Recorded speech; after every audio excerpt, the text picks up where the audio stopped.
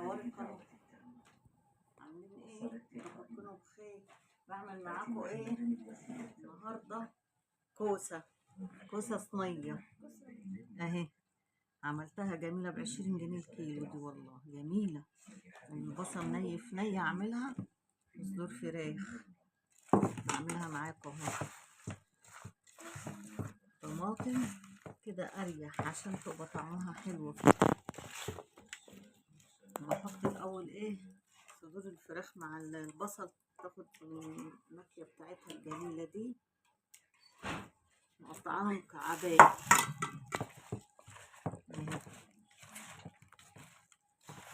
جميل.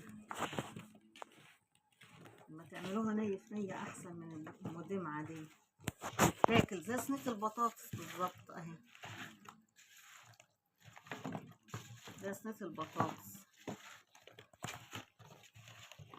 وهنا ايه، هنا ايه زيت الذرة اهو، عباد الشمس. هنا ايه الطماطم اهي.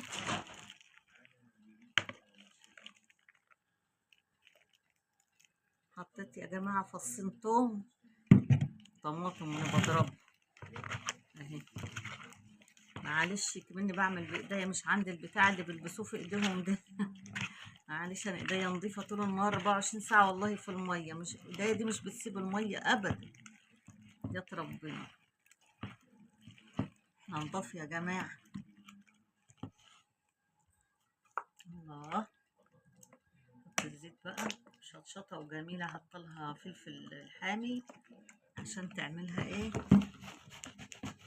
دي كده تتاكل جميلة بقى. ايه رأيكم؟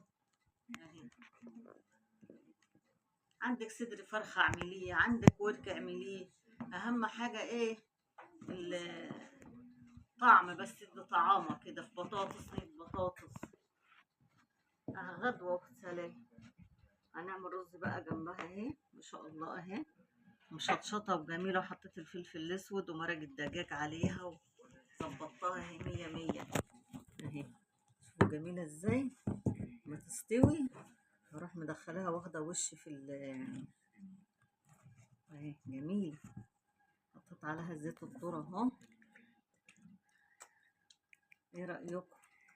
جميلة، وضعها جميل وهي جميلة. مش احسن من الطبيخ؟ لا دي هتتاكل كأنها صينية بطاطس. كل حاجة بتمشي يعني، مفيش حاجة بتخسر. اي حاجة عندكم اعملوها لاولادكم، اي حاجة ان شاء الله يكون ورك فرخة، ان شاء الله يكون صدر، ان شاء الله يكون فرخة، اي حاجة اهي تبقى حلوة. يلا يا حبايبي حطوا لايك. هتغدوا معانا. عملنا هنا ايه كوسة اهي بصدور الفراخ جميلة جميلة. جربوها يا جماعة والله تعجبكم. شوفوا المخلل ما شاء الله. دي غدانا النهاردة، هتغدوا معانا تعالوا.